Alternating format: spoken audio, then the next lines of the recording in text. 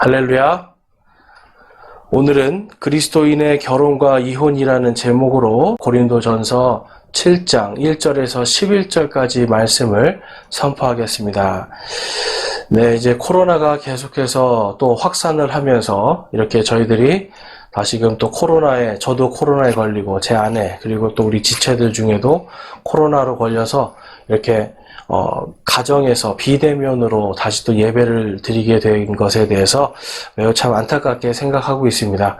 하지만 여러분, 우리가 이러한 때에 더욱더 힘을 내서 우리가 가정에, 특별히 이제 오늘은 각 가정에서 가정 예배를 드리실 거 아닙니까? 우리가 이 가정이 예수 그리스도 안에서 어떻게 세워져야 되고 예수 그리스도 안에서 어떻게 건강한 가정으로 자라갈 수 있는지를 오늘 함께 살펴보는 시간이 되기를 바랍니다. 특별히 이제 오늘과 다음 주까지 그리스도인의 결혼과 이혼 이 두 가지에 대해서 함께 지켜볼 것인데요. 특별히 이제 오늘은 이 그리스도인의 이 결혼이 어떤 것인지, 그 다음에 또한 독신주의나 어떤 요즘에 이제 유행하고 있는 페미니즘, 이제 이런 것들이 이제 요즘 강하게 나타나고 있는데, 이러한 것들이 또한 고린도 교회에도 있었던 동일한 문제였기 때문에 2000년 전이나 지금이나 이 오늘 주신 이 말씀이 저희들에게는 하나의 결혼 생활과 우리의 청년들의 삶에 좋은 지침이 될 줄로 믿습니다. 자, 그래서 이제 먼저 우리가 이 고린도라는 지역이 지금까지 이제 계속 보니까 이 문제가 계속 있었습니다. 그래서 어떤 그들 안에 종교 세력의 문제들이 있었고요.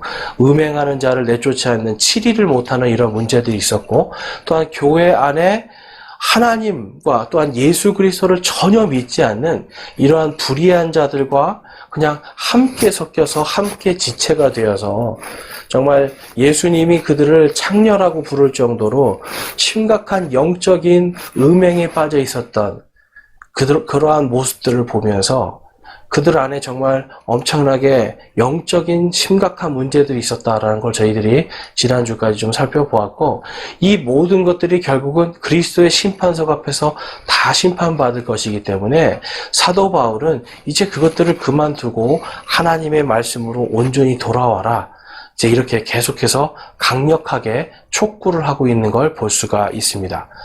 이제 오늘 말씀은 이 고린도 사람들이 사도 바울에게 편지를 보낸 거예요. 도대체 이것이 무엇입니까? 라고 해서 몇 가지 질문을 보냈습니다. 그래서 7장에서는 이제 결혼과 이혼, 독신 이러한 것들에 대한 부분들, 그다음에 8장, 10장 이제 계속해서 이들은 어떤 이제 가정 생활들, 실생활들, 그다음에 교회 안에 여인들이 머리를 어떻게 해야 되는 것인지, 여인들의 또 어떤 방언이라든지 예언이라든지 교회 안에 이러한 것들 질서를 어떻게 잡아야 되는지 하는, 이제 어떻게 보면 7장부터는 질문에 대한 이제 답변을 하면서 사도 바울이 그들에게 옳은 길, 하나님의 말씀 안에 곧바른 길을 제시해주고 있는 것을 볼 수가 있습니다. 자, 이제 특별히 이제 저희들이 이 고린도라고 하는 지역의 이 지형을 저희들이 좀 알 필요가 있어요. 이제 앞에 있는 사진을 이제 좀 보시면, 이제 여러분들 이제 보시는 것처럼 이 사진을 보면 한가운데 그리스라는 곳이 있고요. 그 다음에 우리가 잘 아는 이탈리아가 왼쪽에 있습니다. 그 다음에 바다 건너 오른쪽에는 요즘에 이제 튀르키예라고 하는 터키라는 옛 지명이죠. 이제는 새 이름인 튀르키예입니다. 튀르키예라고 하는 이 지명이 있고요.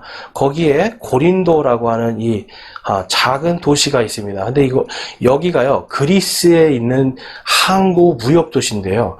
고린도를 통해서는요, 어떤 일을 이제 할 수가 있냐면, 이제 좀 더 확대해서 볼게요. 좀 더 확대해서 보면은, 그러니까 저쪽 튀르키예에서 이렇게 배를 타고 오면서 고린도에서 이제 물건을 놓으면 이 로마까지 또 아주 손쉽게 아주 빠른 지름길로 보낼 수 있는 그런 무역 항로가 이 고린도에 있었습니다. 그러니까 이 고린도는 반대로 또 로마에서 저쪽 튀르키예로 보낼 때 예전에는 소아시아라고 불렀습니다. 소아시아라고 하는 곳으로 무역상인들이 가거나 물건을 보낼 때 이렇게 중간 기착지로서 아주 빠르게 물류를 운반할 수 있는 아주 중요한 무역의 도시였습니다. 그렇기 때문에 이곳에는요, 온갖 전 세계의 모든 물류가 다 모였고요. 또한 전 세계의 모든 종교도 그곳에 다 모여 있었습니다. 그러니까 이곳은요, 당시에 엄청나게 큰 신전이 있었고요. 그러한 신전에서 정말 차마 입에 담기도 힘들 온갖 음행들이 다 이루어지면서 이 당시에 이 고린도 사람들과 같다라고 하는 이 말이 있었는데요. 그 뜻은 무엇이냐면 바로 고린도 사람들처럼 바로 음행을 하는 자들이다라는 뜻을 갖고 있었어요. 특별히 동성애하는 자들에게도 고린도 사람 같다. 그리고 또한 이렇게 어떤 폐륜이나 어떤 불륜이나 이러한 것들을 함부로 저지른 사람들에게도 너는 참 고린도 사람 같다라고 하는 그러한 말을 할 정도로 고린도는 아주 타락한 도시였습니다. 또한 종교적으로도 볼 때 거대한 신전이 있었고요. 그 신전에는요, 이 여자 사제들이 있었고 남자 사제들이 있었어요. 이들의 특징은 뭐냐면 여러분, 머리를 전체 혹은 부분을 이렇게 완전히 밀어버렸다는 겁니다. 그러니까 오늘날도 보면은 이 중들이 이게 보면은 스님들이 불교에서 머리를 다 깎잖아요. 이런 게 다 당시에 어떤 사제들이나 이런 사람들이 그러한 것들을 했던 것을 그대로 다 답습한 것들이라고 볼 수 있고요. 그 다음에 중세에 보면 카톨릭에 있는 사제들도 머리를, 이 머리 위에 정수리 있는 데를 아주 빡빡 밀어버리는 그러한 일들을 했습니다. 그러니까 이러한 것들의 어떤 기원이자 시작이 또한 이러한 고린도 지역이었을 것이다 라고 우리가 볼 수가 있어요. 그래서 이제 나중에 우리가 보겠지만 이 고린도 교회가 여자가 긴 머리를 하거나 뭐 짧은 머리 하는 거에 대한 이런 문제들도 사도 바울에게 편지를 해서 질문합니다. 그 이유가 다른 게 아니라 당시에 그러한 것들이 너무나 종교적으로, 사회적인, 문화적으로 유행이었기 때문에 그러한 것들이 교회에서 그대로 그걸 받아들여야 되는지 말아야 되는지에 대한 것도 함께 이 편지에 고린도 사람들이 질문을 했던 거예요. 근데 특별히 이제 오늘은 어떤 것이었냐면 결혼과 이혼, 독신에 대한 부분들을 고린도 사람들이 사도 바울에게 편지로 질문한 것에 대한 답변을 지금 하고 있습니다. 여러분 이제 오늘날도요, 교회 안에 너무너무 이 결혼이라든지 이혼이라든지 하는 것들이 이게 너무나도 지금 한 큰 이슈가 되고 있어서 이것을 함부로 건드리거나 설교하기가 참 힘든 세상이 됐습니다. 하나님의 말씀에 이렇습니다라고 하면 상처받고 나갈 사람들이 많이 있기 때문에 그래요.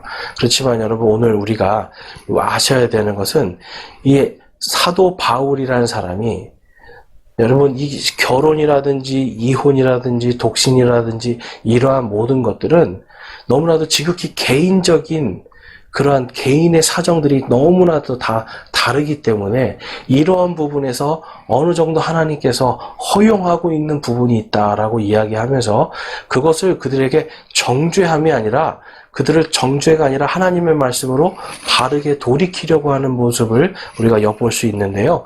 먼저 고린도 전서 7장 6절과 7절 말씀을 보시면 이제 그것이 잘 나타나 있습니다. 함께 7장 6절과 7절 한번 읽어보겠습니다. 시작. 그러나 나는 명령으로 이것을 말하지 아니하고 허용된 것에 의거하여 말하나니 나는 모든 사람이 나와 같기를 원하노라. 그러나 사람마다 하나님께 받은 고유한 선물이 있어서 한 사람은 이러하고 다른 사람은 저러하니라. 아멘. 여러분, 이것은 지금 사도 바울이요, 이것을 명령으로 하지 않고 지금 허용된 것에 의거하여 말한다라고 지금 기록하고 있습니다. 그러니까 지금 어떻게 보면 하나님 그 마음 안에서 이 뒤에는 이제 또 명령도 나오긴 하지만 사도 바울은 이 부분에 대해서 기도를 하였을 것이에요. 그렇지만 기도하였지만 그들에게 사랑으로 나아가기 위해서 하나님이 허용하신 부분도 있다는 걸 그는 깨닫게 됩니다. 그래서 나는 명령으로 이것을 말하지 아니하고 허용된 것에 의거하여 말한다라고 기록하고 있고요. 나는 모든 사람이 나와 같기를 원하노라라고 말씀하고 있는데 이 사도 바울은요, 여러분 평생을 결혼을 하지 않았습니다. 그런데 결혼을 하지 않은 건지 뭐 사별을 한 건지 우리가 정확하게 알 수는 없지만 중요한 것은 그가 자기의 인생을 하나님의 말씀 또한 예수 그리스도의 복음을 전하기 위해서 그는 결혼을 포기하고 자기의 인생이 또한 어디에서 어떻게 죽을 것인가를 하나님께 직접 환상을 통해 보았기 때문에 그는 자기가 결혼하지 않아도 된다는 것을 알고 있었어요. 그러니까 자기의 인생이 지금 얼마 안 남았거든요. 자기의 인생이 얼마 남지 않았고 이제 곧 순교당할 것이 그에게는 정해져 있었다는 걸 사도 바울은 알고 있었기 때문에 그는 결혼 대신 하나님의 복음의 말씀을 온전히 세상에 전하는 것에 자기의 인생을 다 바치기로 하나님께 소원을 한 겁니다. 그래서 너희가 나와 같이 되기를 원한다라고 하는 부분은 뭐냐면 그냥 뭐 너희들이 독신으로 살기를 원한다 이것이 아니라 너희의 인생을 예수 그리스도의 복음을 전하기 위해서 한평생을 바치기를 내가 원한다라고 하는 그러한 뜻을 갖고 있는 거예요. 자, 그래서 거기에 보면 사람마다 하나님께 받은 고유한 선물이 있어서 한 사람은 이러하고 다른 사람은 저러하니라. 그러니까 이것에 대해서 어떤 사람은 쉽게 말해서 나는 사도 바울처럼 주의 일을 하기 위해서 독신을 택하겠습니다. 라고 이제 하는 것, 그것도 인정해 주라는 거예요. 또 어떤 사람은 내가 주의 일을 더 잘하기 위해서 나는 가정을 꾸려야 되겠습니다. 나는 어떤 절제를 가정이 있어야만 안정이 될 것 같습니다. 라고 한다면 그렇게 하라는 거예요. 그러니까 가정을 갖든지 가정을 갖지 않든지 그것이 어떤 경건의 모양이라든지 하나님의 말씀을 온전히 전하는 거에 있어서 걸림돌이 되지 않는다라는 것을 지금 사도 바울은 말씀하면서 그러한 것들을 통해서 너희들이 서로 판단하는 것이 아니라 허용된 것이니 너희들도 허용된 안에서 서로 생각하라라는 걸 볼 수 있어요. 우리가 이제 지난주까지 계속 제가 말씀드리죠. 이들 안에는 서로 파당이 있었습니다. 각 분파들이 서로 내가 잘났다 하고 있었기 때문에 그래서 어떤 사람들은 아마 독신주의를 우리는 하겠다. 그러니까 뭔가 더 경건하기 위해서 독신의 모습으로 살겠다. 이제 이렇게 하는 사람들이 분명히 있었을 걸 알 수가 있어요. 근데 아셔야 되는 게 당시에는 여러분 이 독신주의라는 것이 어떤 의미냐면 한평생을 결혼을 안 한다는 의미는 맞습니다. 그런데 결혼을 안 하고 그 다음에 어떤 다른 이성과의 관계도 맺지 않는 것이 이것이 우리가 생각하는 독신이라면 당시의 사람들이 생각하는 건 그것이 아니었어요. 가정을 갖지 않으면 다른 이성과의 어떤 만남이나 이런 것도 허용하는 것이 독신의 범위였습니다. 오늘날도 제가 알기로는 어떤 종교에서는 독신이라는 것을 그렇게까지 나가는 것을 알 수가 있는데 여러분 당시에 이 고린도 지역 사람들은 영지주의라는 것을 굉장히 좋아했어요. 영지주의 철학은요. 영적인 것은 좋은 것이고 육적인 것은 나쁜 거다 이렇게 하면서 자꾸만 독신주의를 통해서 육신의 어떤 이러한 그 성적인 욕망을 짓누르는 것이 가장 인간에게는 고귀한 거다라고 이렇게 가르치는 사람들이 있었어요. 그런데 이제 이런 것을 교회에서 받아들이면서 교회 사람들조차도 그래 내가 경건해지려면 내가 지금 아내가 있지만 아내를 버리고 아들이 있지만 아들을 버리고 내가 하나님을 위해서 내가 내 자신을 드리겠습니다라고 하는 독신을 선택하는 사람들이 있었다라는 거예요. 여러분 이게 마치 불교와도 똑같습니다. 석가모니가 출가할 때 이미 아내가 있었고 자녀가 있었어요. 그런데도 불구하고 내 수양과 나의 어떤 영적인 이제 내 뭐라고 하죠? 이 윤회를 끊고 영적으로 해탈하여서 자기가 신이 되기 위해서 아내와 자식들을 버려버렸던 겁니다. 그러니까 영지주의에서는 이러한 일들이 비일비재했기 때문에 지금 이 고린도 교회에도 종교 안에서 지금 이들이 자꾸 결혼이라고 하는 틀을 하나님의 말씀이 아니라 다른 것들을 섞어서 막 흔들어서 결혼의 정체성을 온전히 갖지 못하고 있었다라는 걸 볼 수가 있습니다. 그래서 여러분 오늘 말씀을 통해서 이제 우리가 아셔야 되는 게 오늘날 우리 대한민국 그리고 전 세계 교회들 안에도 가정들이 막 깨어지고 있고요. 도대체 성경적인 가정, 성경적인 결혼이 무엇인가, 또한 성경적인 이혼은 무엇인가 이러한 것들에 대해서 정확하게 선이 있지 않기 때문에 각자 자기 마음대로 하다 보니까 점점점 고린도 교회처럼 여러분 타락하는 교회들로 자꾸만 변질돼 가고 있는 거예요. 그래서 저희들이 오늘 말씀을 통해서 먼저 살펴볼 것은 그리스도인의 결혼에 대해서 먼저 좀 살펴보겠습니다. 여러분 본문 말씀을 보면요. 본문 말씀 1절 말씀 한번 보겠습니다. 본문 1절 말씀에 보면 이제 너희가 내게 쓴 것들에 관하여 말하건대 남자가 여자에게 손을 대지 아니하는 것이 좋으니라 이렇게 말씀하고 있어요. 자 여러분 이것은 이제 무엇을 뜻하는 거냐면 영어로 보면 이제 손대는 거, 터치 이런 걸 얘기를 하는데요. 다른 것이 아니라 혼 전에 아니면 혼인과 상관없이 남자가 여자에게 손을 대는 것, 즉 어떤 관계를 갖는 것 이러한 것들을 이야기하고 있는 겁니다. 그러니까 당시에 교회 안에서 사람들이요, 뭔가 나는 독신주의다. 나는 뭔가 하나님 앞에 경건한 사람이다. 이제 이러한 말들은 했지만 자꾸만 자매들에게 그냥 함부로 손을 대거나 어떤 음란한 행동을 한다거나 이제 이러한 것들이 있었던 거예요. 그래서 이제 그 다음 말씀을 보면은 이런 말씀이 있죠. 그럼에도 불구하고 음행을 피하기 위하여 남자마다 자기 아내를 두고 여자마다 자기 남편을 둘지니라. 남편은 아내에게 합당한 애정을 베풀고 아내도 남편에게 그와 같이 행할지니라. 아멘. 자, 여러분 바로 이어서 어떤 내용이 나오죠? 음행에 대한 문제가 나옵니다. 그러니까 독신이라고 하면서 함부로 막 그냥 자매들에게 막 손을 대고 그러니까 결혼만 하지 않으면 독신을 지킬 수 있는 거다라는 이런 생각을 했던 거예요. 그러니까 얼마나 어리석은 겁니까? 그리고 이것이 얼마나 여러분 추악한 것입니까? 그런데도 불구하고 그들은 그 안에서 정말 그러한 음행들을 하고 있으니까 사도 바울이 너희들이 음행을 피하기 위해서 그렇게 하지 말고 음행을 피하기 위해서 너희들이 그렇게 참지 못하겠거든 결혼을 해라. 결혼을 해도 아무 문제가 되지 않는다라는 것을 지금 이들에게 가르쳐주고 있는 겁니다.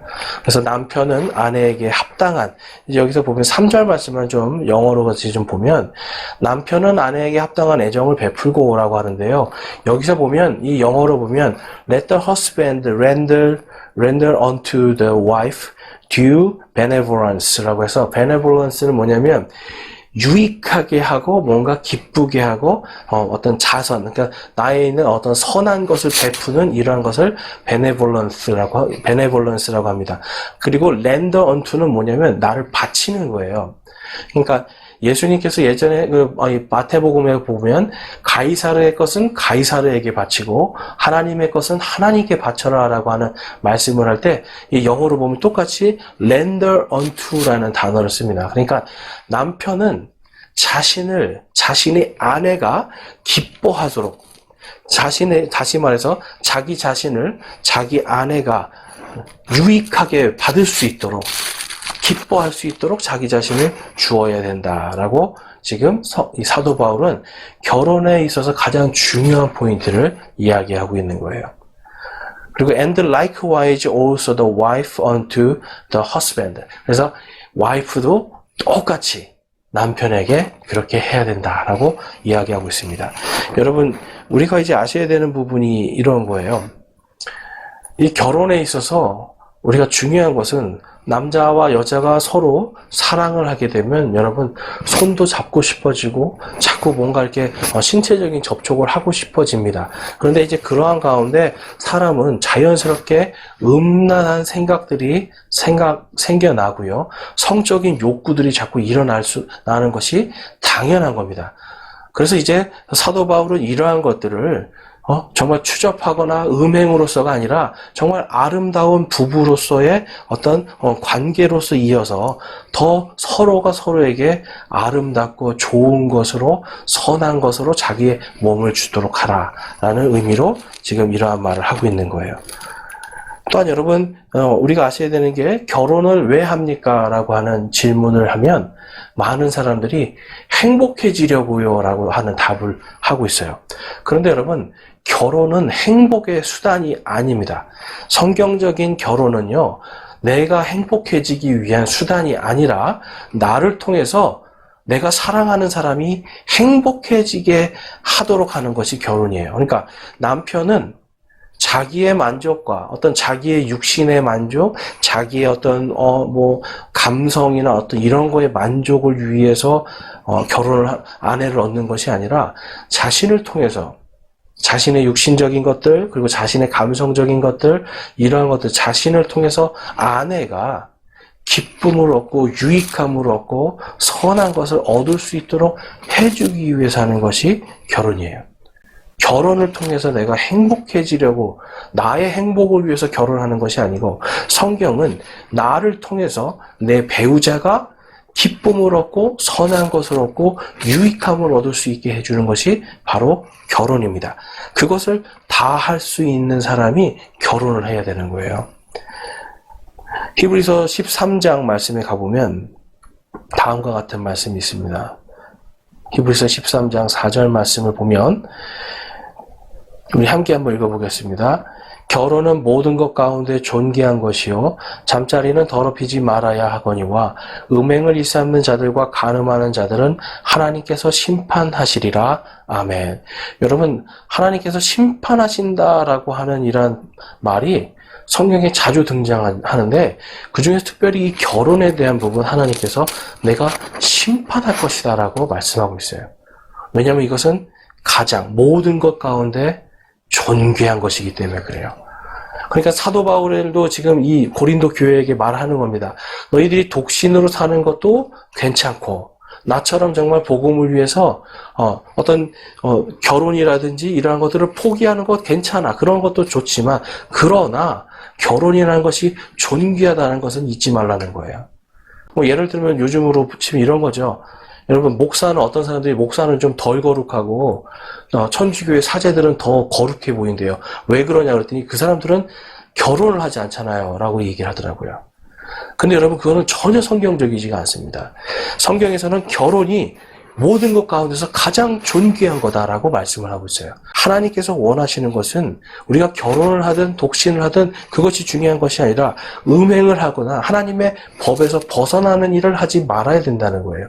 특별히 음행을 내가 하는 것을 내가 어떤 욕구를 어떤 이런 욕구 성적인 욕구들을 정말 잘못된 것에 자꾸 가서 내가 쏟아낸다라고 한다면 여러분 이것을 멈추고 그러한 사람은 회개하고 돌이켜서 하나님께 간구해야 됩니다. 나에게 합당한 짝을 주시옵소서라고 기도하고 그 사람과 함께 정말 아름답게 자기 자신을 정말 유익하고 기쁨과 선함으로 자기 배우자에게 내어주는 바로 그러한 결혼 생활을 해야 된다는 것입니다. 그래서 고린도전서 7장 말씀을 지금 가보면 다음과 같은 말씀이 있습니다. 아내가 자기 몸을 마음대로 하지 못하고 남편이 하며 남편도 이와 같이 자기 몸을 마음대로 하지 못하고 아내가 하느니라. 너희는 서로를 속여 권리를 빼앗지 말라.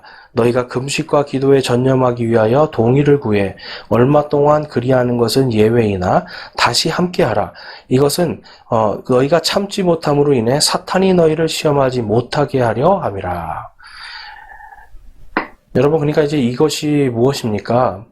결혼한 사람은요, 내 몸이 내 것이 아니라는 거예요.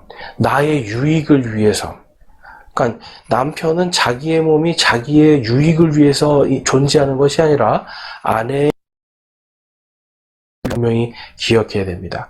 아내도 마찬가지로 나의 이 몸이 나의 유익과 나의 기쁨을 위해서 존재하는 것이 아니라 바로 남편을 기쁘게 해주고 남편을 유익하게 해주기 위해 것을 기억하셔야 돼요.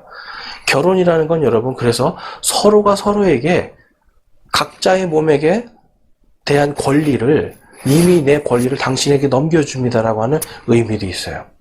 남편과 아내는 이 몸에 대한 부분에 서로 여러분 서로의 권리를 존중해 줘야 되는데 그것을 존중하지 못하면 권리를 빼앗는 거예요. 그러니까 남편과 아내가 서로 다른 사람을 만나는 거는 어떻게 보면 남편의 권리, 아내의 권리를 강도질하는 게 되는 겁니다. 단순히 여러분 내 몸이 더러워지는 것을 떠나서 바로 다른 사람의 권리를 내가 함부로 뺏어서 함부로 쓰는 강도질을 하는 거예요. 그러니까 내 몸을 내가 함부로 쓰는 것은요, 남편의 것을 강도질하는 게 되는 것이고요. 내 몸을 내가 함부로 사용하는 것은 아내의 것을 강도질하게 되는 것입니다. 지금 성경의 원리는 그것을 말씀하는 거예요. 그래서 서로가 동의를 구해서 서로가 금식하거나 기도하는 것, 이러한 것 외에 다른 것에서는 서로 각방을 쓰거나 멀리 떨어지거나 하는 일들을 하지 말아야 된다라고 성경이 기록하고, 그 이유가 뭐냐면 사탄의 시험에 넘어가지 않기 위한 거예요. 여러분, 사탄은요, 이 가정을 깨기를 원합니다. 그래서 아내가 혼자 있을 때, 또한 남편이 혼자 있을 때 유혹을 하는 거예요. 처음에 여러분 이브가 사탄의 유혹을 받았을 때 이브는 혼자 있었습니다. 아마 아담이 같이 있었다면 사탄을 물리쳤을 수도 있어요. 그런데 혼자 있을 때 그러한 일들이 생겨요. 또한 성경에 보면 다윗 왕도요, 모든 왕국을 잘 이루고 자기 혼자 편안하게 있을 때, 그때 마귀가 그의 마음속에 들어가서 자기의 신복인 우리아의 아내인 밧세바와 간음을 하게 하는 그러한 일들을 하는 걸 볼 수가 있습니다. 그래서 여러분, 사람은요, 늘 우리가 내 몸은 내 것이 아니라 내가 내 아내의 것이고, 또한 내 아내의 몸은 또한 내 것이고, 이것을 내가 이 질서를 파괴하는 순간 이것을 내가 그것을 강도질하는 것이라고 하는 것을 분명히 깨달아야 돼요. 마태복음 말씀에 가보면 마태복음 19장 말씀입니다. 한번 보시면, 그분께서 대답하여 그들에게 이르시되, 처음에 그들을 만드신 분께서 그들을 남성과 여성으로 만드시고 말씀하시기를, 이런 까닭에 남자가 아버지와 어머니를 떠나 자기 아내와 연합하여 그들 둘이 한 육체가 될지니라 하신 것을 너희가 읽지 못하였느냐? 그런즉 그들이 더 이상 둘이 아니요 한 육체이니, 그러므로 하나님께서 짝지어 주신 것을 사람이 나누지 못할지니라 하시거늘. 아멘. 여러분, 이것은요, 예수 그리스도를 믿든지 믿지 않든지 하늘에 정해진 법이라는 걸 우리가 꼭 기억하셔야 돼요.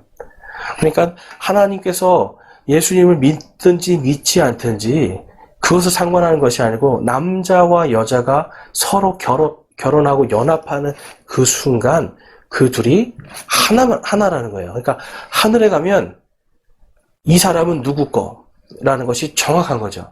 아내에게는 그 남편 것, 그리고 남편에게는 그 아내의 것이라고 하는 것이 하늘에 정확하게 그것이 기록이 되는 것입니다.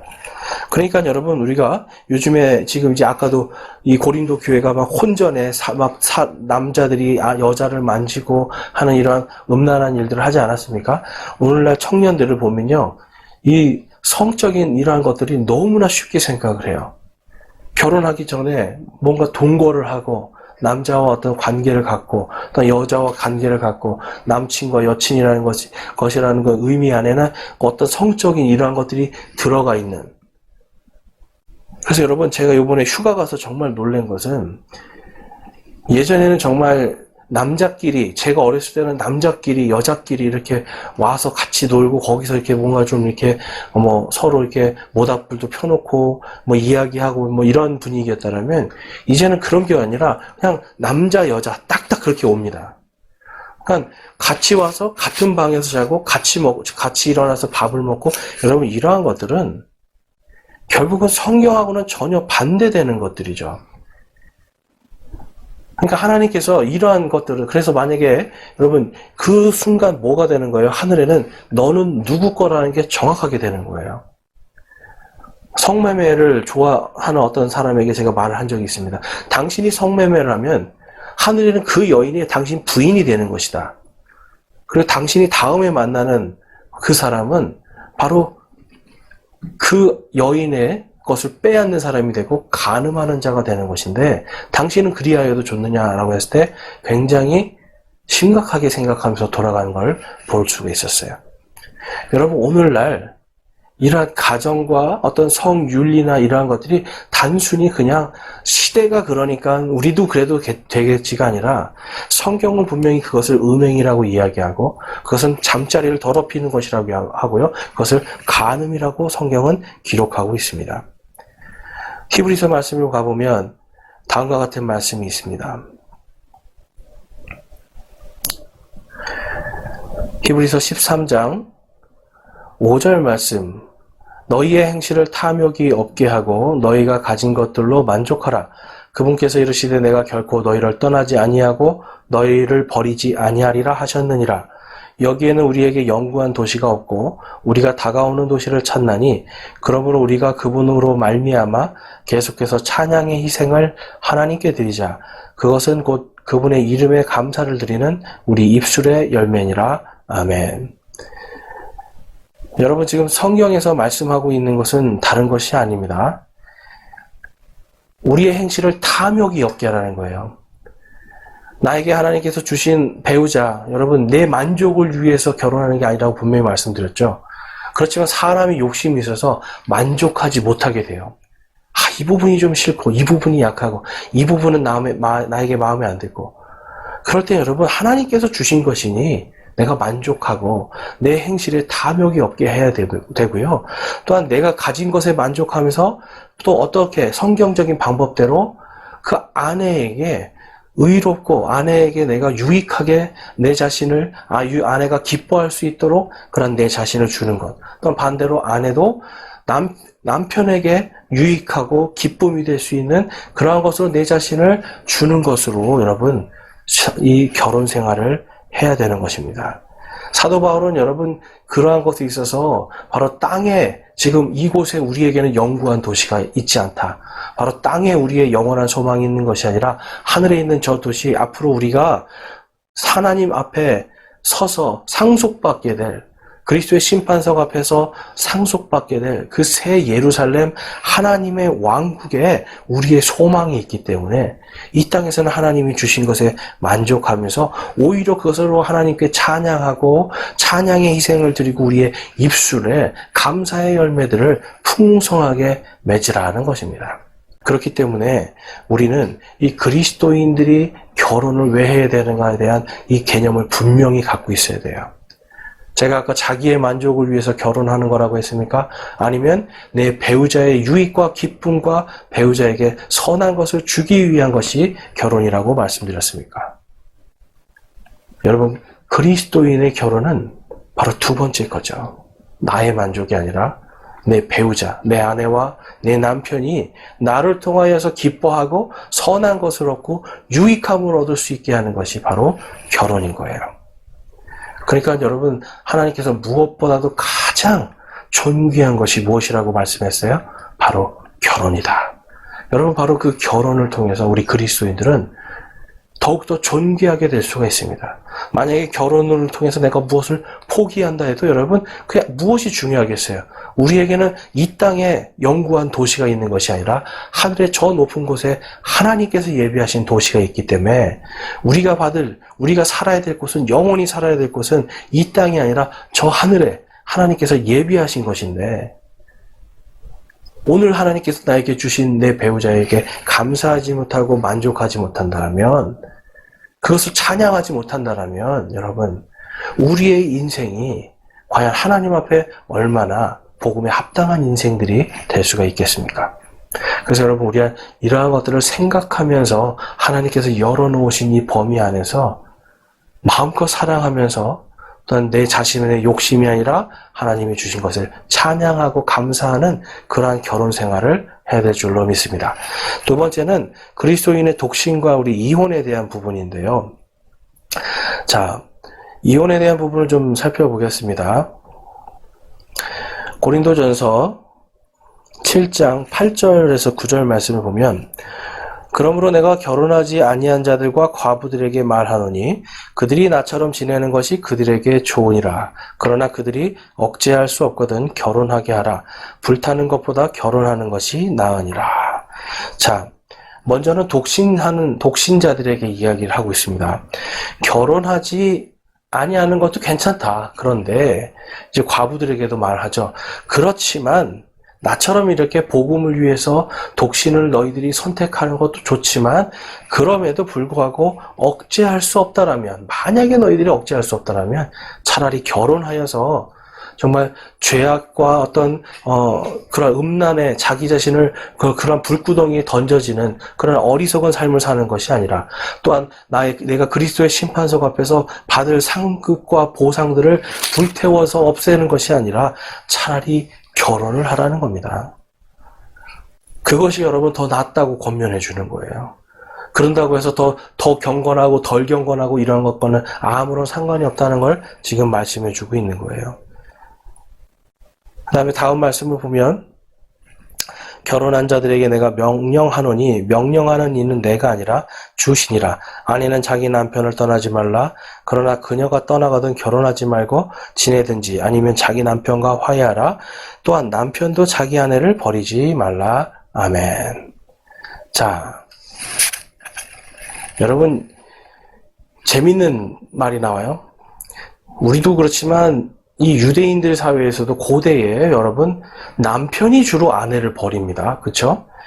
마태복음에도 가면 남자들이 악하여서 아내를 버리니까 모세가 이혼 증서를 써서 아내에게 주라고 했다는 것을 예수님께 물어보잖아요. 과연 우리가 이것을 해야 됩니까? 말아야 됩니까? 근데 여러분, 지금 이 고린도는 상황이 반대인 거예요. 고린도는 아내가 자기 남편을 떠나는 겁니다. 그러니까 아내가 자기 남편을 버리는 상황들을 이야기하고 있는 거예요. 근데 이것을 지금 명령으로서 이야기하는 걸 볼 수 있습니다. 그러니까 버리지 말아라. 아내들아, 너희 남편들을 버리지 말아라. 이렇게 이야기하고요. 또 만약에 너희가 그럼 버리고 떠났다라면 결혼하지 말고 지내든지 아니면 다른 남자가 아니라 자기 남편과 화해해서 다시 그 사람과 살아라 하면서 남편도 그 자기 아내를 버리지 말아라라고 이렇게 권면하고 있어요. 여러분, 왜 이러한 일이 있었냐면 당시에 이 고린도라는 지역은요, 여신 숭배가 아주 강력했습니다. 그리고 여자들이 종교의 어떤 사제들, 높은 위치에 있었어요. 그러다 보니까 사회 전반적으로 요즘으로 말하면 이 페미니즘이 아주 강력해서 여자들의 입김이 굉장히 셌습니다. 그래서 이 고린도 교회도 보면 이제 막 여인들이 방언을 막 자기들 마음대로 하고 예언을 막 하고 자기들 마음대로 막 이제 남자들을 가르치고 하니까 사도 바울이 여자들은 하나님의 창조의 질서에 의해서 교회 안에서 잠잠하라고 가르치잖아요. 다른 교회에서는 그런 말을 하지 않는데 고린도 교회에서 이것이 너무나 심하기 때문에 사도 바울은 잠잠하라라고 그들에게 말을 하는 걸 볼 수 있는데, 그만큼 여러분 이 고린도 교회는요, 너무너무 이 여자의 어떤 입김, 여인들의 그러한 권위가 굉장히 셌다라는 것을 볼 수가 있습니다. 그래서 하나님은 지금 사도 바울을 통해서 그러한 것들을 통해서 가정을 깨지 말고 오히려 그들이 서로 화해하고 한 가정을 잘 이루라고 지금 말씀하고 있어요. 반대 상황이지만 마태복음 19장 그리고 마태복음 5장에 가면 우리가 이것을 통해서 유추해 볼 수 있는 말씀이 있는데요. 그런즉 그들이 더 이상 둘이 아니요 한 육체이니 그러므로 하나님께서 짝져 주신 것을 사람이 나누지 못할지니라 하시거늘. 그러니까 사람이 하나님께서 짝지어 주신 것을 나누지 못한다라고 분명히 말씀하고 있죠. 그 다음에 마태복음 5장에 가보면 31절 32절에 또 일러스되 누구든지 자기 아내를 버릴 자는 그녀에게 이혼 증서를 줄지니라 하였으나 나는 너희에게 이르노니 누구든지 음행이 아닌 이유로 자기 아내를 버리는 자는 그녀로 하여금 간음하게 하며 또 누구든지 이혼당한 여자와 결혼하는 자는 간음하느니라. 여러분, 여자들에게 혹독한 말씀이다라고 요즘 이렇게 평가되는 말씀이기도 한데, 여러분 이것은 사실 다른 게 아니라 오히려 더 여인들을 보호하는 말씀입니다. 자, 왜 그러냐면요. 여러분, 만약에 이러한 법이 없다라면 남자들이요, 자기들 마음대로 할 겁니다. 남자라고 하는 이러한 사람들이 어떤 법적으로 이러한 것들이 하나님이 주신 이러한 법이 없이 그냥 네 마음대로 해라라 그러면 남자들 여러분 정말 볼만할 겁니다. 그런데 여기에 보면 아내를 버릴 자는 반드시 이혼 증서를 줘라. 법적으로 분명하게 그걸 서는데요. 그런데 이제 내가 너희에게 이르노니라고 하면서 영적인 부분을 이야기하는 거예요. 그러니까 육적으로는 너희가 이혼 증서를 갈라섰지만 하늘에서는 이미 한 몸이고 서로에게 권리를 갖고 있기 때문에 이것이 결코 변하지 않기 때문에 음행이 아닌 이유로 아내를 버리는 자는 그녀로 하여금 간음하게 한다. 또 누구든지 이혼당한 여자와 결혼하는 자는 간음한다라고 말씀하면서 여인들을 함부로 버리는 것이 결국은 네가 네 아내를 간음하게 만드는 것이고 이혼해서 다른 남자와 사는 것 이것이 지금 간음이라고 얘기하는 거예요. 또 이혼당한 아내와 여자와 결혼하는 자도 간음한다라고 하면서 그러한 여인들을 함부로 쉽게 취하려고 하는 남자들을 지금 막아주시는 거예요. 그러니까 여러분 영적인 원리 안에서는 하나님이 짝지어 주신 것은 결코 나누지 못하기 때문에 남편이 만약에 여러분 음행을 저질러서 다른 사람과 한 몸이 됐으면 그거는 이혼이 성사가 된다는 거예요. 왜냐하면 그쪽과 한 몸이 되어버렸기 때문에. 그렇지만 또한 영적으로는 아직도 그 남편이 죽기 전까지는 남편의 권리가 있기 때문에 이 권리를 지금 다른 사람이 빼앗아가면 그것이 또한 간음이 된다는 것이 지금 영적인 원리들이 되는 겁니다. 그러니까 여러분 우리 청년들, 청소년들 지금 이 시대의 문화와 어떤 이러한 것을 풍습을 절대로 따라가면 안 되는 거예요. 이러한 것을 따라가면서 그 안에서 내가 하나님을 믿는다라고 하고 하나님을 전부 다 잘 믿고 싶다라고 하고 경건하게 살고 싶다라고 한다는 것은 여러분 그것은 분명히 심각한 오류를 만들어냅니다. 하나님이 원하시는 건 뭐예요? 여러분 이 말씀에서 지금 원하시는 건 이혼하지 말아라는 거예요. 그렇지만 남편이 외도하거나 아내가 외도를 했을 때 그때는 충분히 그냥 보내줘도 된다는 거예요. 그렇지만 이혼하지 않는 것이 더 좋다라고 지금 성경은 말씀하고 있습니다. 오히려 용서하고 특별히 오늘 말씀처럼 떠나갔지만 서로 화해하고 다시 살게 하는 것이 하나님의 뜻이다라는 것을 우리는 볼 수가 있습니다. 여러분 오늘 말씀을 통해서 우리는 그리스도인들의 결혼과 또한 독신, 이혼 이러한 것들에 대한 문제들을 살펴보았어요. 오늘날 이것이 2000년 전에 쓰여진 이 고린도전서에 있었던 이 문제가 오늘날 21세기의 대한민국 교회들에게도 그대로 지금 일어나고 있는 현상들입니다. 그렇다면 여러분 우리는 어떻게 이것을 대처해야 될까요? 그것은 다른 것이 아니라 올바른 결혼관을 가져야 된다는 거예요. 나의 만족을 위한 결혼이 아니라 제가 아까 뭐라고 말씀드렸죠? 아내가 남편에게 유익함이 되고 기쁨이 되고 선한 것이 되도록 자기 자신을 내어주는 것, 이것이 결혼이고요. 또한 남편도 아내에게 자기의 몸과 자기의 삶이 유익하고 기쁘고 선한 것이 될 수 있도록 자기 자신을 주는 것, 이것이 바로 결혼입니다. 그래서 서로에게 권리를, 내 몸에 대한 권리는 당신에게 있습니다 라고 이야기하면서 내 몸을 있는 그대로 내 자신을 사랑한 것처럼 내 이웃을 사랑하라 하신 말씀이 가정에서도 먼저 이루어지게 하는 것, 이것이 바로 결혼의 여러분 성경적인 원리입니다. 그리고 또한 하나님은 이 한번 맺어준 짝이 결코 나뉘어지는 걸 원하지 않으시고 이것은 또한 결코 나뉘어지지 않기 때문에 하나님께서는 이것을 잘 간직해서 결혼 전에는 순결함을 잘 지키고 결혼 후에는 자신의 마음과 생각들을 온전히 지켜서 정말 하나님 앞에 부끄럽지 않도록 어떤 음행에 자기 자신을 내어주거나 간음하는 것에 자기 자신을 내어주지 않고 하나님께서 주신 나의 반쪽, 내 몸의 권리를 주장하는 바로 그 내 배우자를 위해서 내가 만족하며 찬양과 기쁨의 열매를 내 입술에 담을 수 있기를 여러분 그것을 기도해야 됩니다. 여러분 남편이 바뀌게 해주세요. 아내가 바뀌게 해주세요. 여러분 그 기도 중요합니다. 그렇지만 성경적인 원리는 남편이 바뀌고 아내가 바뀌는 것이 아니라 바로 내가 바뀌는 거예요. 내가 그 사람에게 정말 due benevolence, 바로 그 사람에게 뭔가 내가 자비롭고 선하고 친절하고 유익하고 기쁨이 되는 것으로 내 자신을 줄 수 있는가. 바로 그러한 사람이 될 때 여러분 성경적으로 믿음의 가정이 온전히 설 수 있는 것입니다. 내가 바로 그 배우자의 기쁨이 되고자 하는 그 마음이 있는 것이 결혼이에요.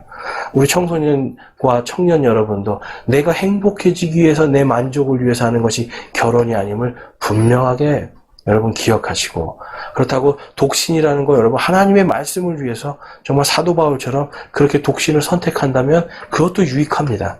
그렇지만 내가 어떤 욕구를 참지 못하고 내가 어떤 그러한 것들을 범죄를 저지르거나 악한 것에 내 마음과 생각을 자꾸 빼앗기고 있다라면 여러분 빨리 결혼을 하고 그것을 통해서 하나님 앞에 더 아름다운 것으로 내 몸과 내 삶을 하나님께 온전히 드릴 수 있는 그러한 삶을 살 수 있기를 결단하시기 바랍니다. 여러분 마지막으로 우리 히브리서 13장 4절 말씀 같이 읽고 오늘 주신 말씀을 생각하면서 결단하는 기도 함께 드리겠습니다. 우리 함께 히브리서 13장 4절 말씀 함께 읽겠습니다. 시작. 결혼은 모든 것 가운데 존귀한 것이요 잠자리는 더럽히지 말아야 하거니와 음행을 일삼는 자들과 간음하는 자들은 하나님께서 심판하시리라. 아멘. 우리 다 함께 결단의 기도 드리는 시간 갖도록 하겠습니다. 오늘 우리가 결단의 기도할 때 나는 과연 내가 생각하는 결혼은 무엇인가? 나의 만족을 위한 결혼이었는가? 한번 생각